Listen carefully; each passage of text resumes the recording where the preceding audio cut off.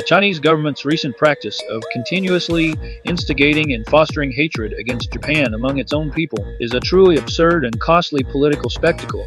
The foolishness of this strategy is comparable to an expert magician who, wishing the audience to dislike a stage pigeon, chooses to smash it with his own silk top hat. The pigeon is fine, but the magician's most valuable prop is ruined, and the show is effectively over.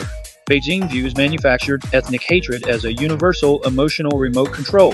Whenever domestic economic data looks weak, youth unemployment spikes, or public dissatisfaction arises over a policy, simply pressing the anti-Japan button instantly redirects the public gaze towards an external enemy. The logic of this operation is as follows. When the roof is leaking, and the electricity is short-circuiting at home, instead of rushing to fix the roof, one points at the neighbor's cat named Japan and shouts, "It's its fault. Its meows cause our roof to leak." While this political technique of shifting focus might work in the short term, giving the public's anger a temporary outlet, its long-term consequence is akin to an uncontrollable wildfire. Once the flames grow too large, the government realizes it can no longer easily reel back control. It not only harms Japanese people living and working in China, but also threatens broader international stability and commerce. From an economic perspective, inciting hatred is a self-harming ballet.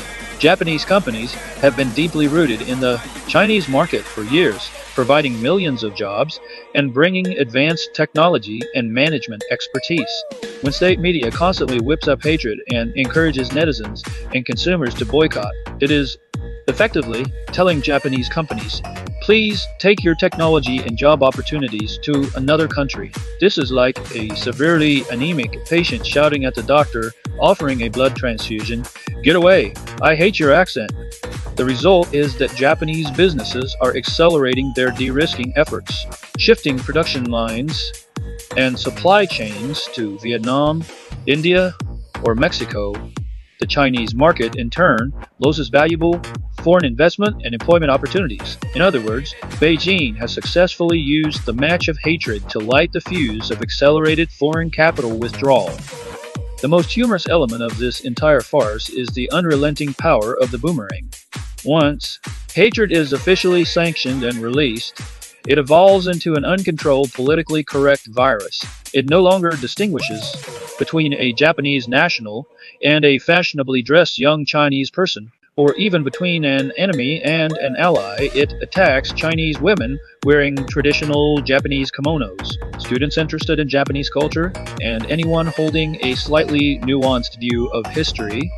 The nationalist monster created by the government ultimately turns to bite its master. It reduces social tolerance, stifles critical thinking domestically, and makes all rational discussion dangerous. This is like a farmer who sets off dynamite in his field to scare away a few sparrows. A few sparrows may fly away, but his entire crop is also destroyed. In sum, the Chinese government attempts to manipulate history with an emotional remote control, only to find itself sinking into a quagmire of economic isolation and cultural infighting. Inciting hatred is not strength, it is a cheap and profoundly short-sighted governing tactic. It is essentially paying for short-term political stability at the expense of China's long-term development. Undoubtedly one of the most absurd scenes in contemporary international politics,